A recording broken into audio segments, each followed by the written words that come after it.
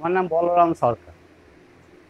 তা আমাদের কাজ থাকে, আমরা বড় বড় প্রজেক্টের কাজ করি, এদের সঙ্গে একদম আপন রিলেশন হয়ে গেছে। ঠিক আছে, যার জন্য আসতেই হয়। আমি এসছি 1 সপ্তাহ, কাল পরশুর মধ্যে ঠাকুর কমপ্লিট হয়ে যাবে।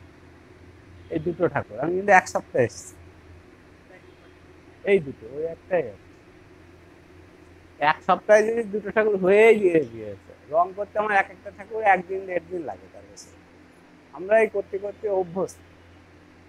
আমি ইন্ডিয়ায় যখন থাকি, আমরা মানে বড় বড় মালিক যারা শিল্পী, ঠাকুর আমরা বানিয়ে দিই, ওরা এগুলো ফিনিশ করে বিক্রি করে। বড় বড় কারখানায় এই সিস্টেম। আমার বাড়ি বনগাঁ, একদম বর্ডারের ধারে।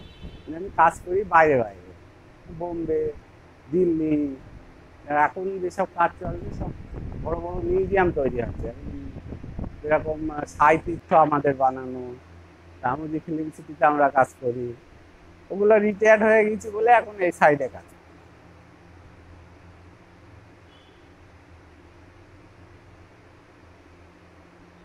আমার নাম হচ্ছে গোবিন্দলাল কুন্ডু। মানে টোটালি তো একটা আহ, স্নায়বিক একটা চাপ থাকে। সেটা হচ্ছে আমরা একটা বিগ্রহকে পুজো করি, এবং আমার জন্মের আগে থেকে এই সনাতনীরা পুজো করেই থাকে, সারা বাংলাদেশে করে থাকে।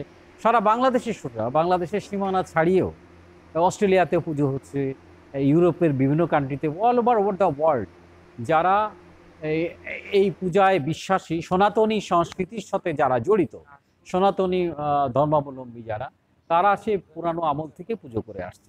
তা এখন এই ধর্মে পৃথিবীতে 4200 ধর্ম মত প্রতিষ্ঠিত, 4200।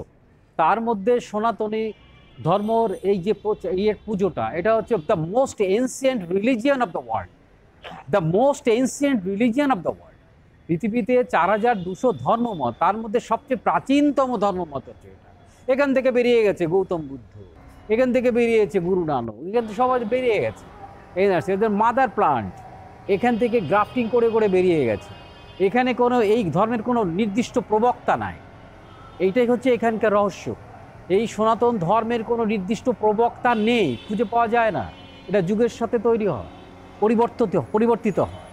যেমন বিধবা বিবাহ ছিল না, সতীদাহ ছিল, এটার জন্য মন্ত্রও ছিল, সেই মন্ত্রগুলোকে বন্ধ হয়ে গেছে। বিধবা বিবাহ সতীদাহ এখন হয় না, কারণ ইনি যেটা এই এই অমানবিক যে কাজটা, এটাও কিন্তু এই ছিল, এটা একটা কুসংস্কার ছিল। এখন সব জায়গায় কুসংস্কার থাকে, কম থাকে বেশি থাকে, সেই জায়গাতে যতটা ওভারকাম করতে পারে। তাই না? এখন এক টেবিলে বসে খানা খাচ্ছে, হিন্দু মুসলমান বৌদ্ধ খ্রিস্টান সব এক টেবিলে বসে খানা খাচ্ছে। আগে তো ওইটা ছিল না, আগে ব্রাহ্মণ্যবাদ ছিল। ব্রাহ্মণের বাড়িতে একজন নিম্ন সম্প্রদায়ের নমশূদ্র বা ওই লোক তার খেতে দিত না, তার অন্য জায়গায় দিত। এগুলো পরিবর্তন হয়ে গেছে। ওই যে ডক্টর আম্বেদকর, আম্বেদকর সংবিধান প্রণেতা, তাহলে শিক্ষিত মানুষ এখন যদি জজ হয়, তাকে তো মাই লর্ড ইওর অনার করাই লাগবে। শিক্ষা, গুণ ও কর্ম বিভাগ, গুণের সাথে কর্মের যে সম্পর্ক, সেই জায়গায় যদি চলে যায় তাহলে সে ঠিক আছে। এখন সারা বাংলাদেশের প্রেক্ষাপটে যে রাজনৈতিক পট পরিবর্তনের সাথে সাথে একটা মাইনরিটিদের, বিশেষ করে হিন্দুরা সেকেন্ড মাইনরিটির দিকে বাংলাদেশে, মুসলিমদের পরবর্তীতে হিন্দুরা, এবং হিন্দুদের পরে একটু অত্যাচার হয়, কম বেশি হয়, এটা তো চলমান প্রক্রিয়া।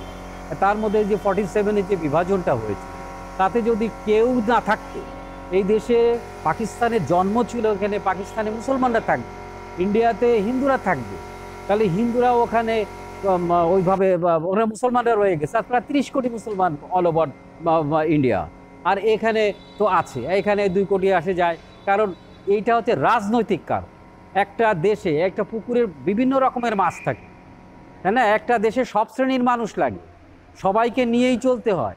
এই যে পূজার সাথে বহু মুসলমান কর্মচারী এর সাথে জড়িত, এবং যে লাইটিং করতেছে মুসলমানরা করতেছে, এই ডেকোরেশন করতেছে মুসলমানরা করতেছে। ওর পুজো কবে ওরা জানে।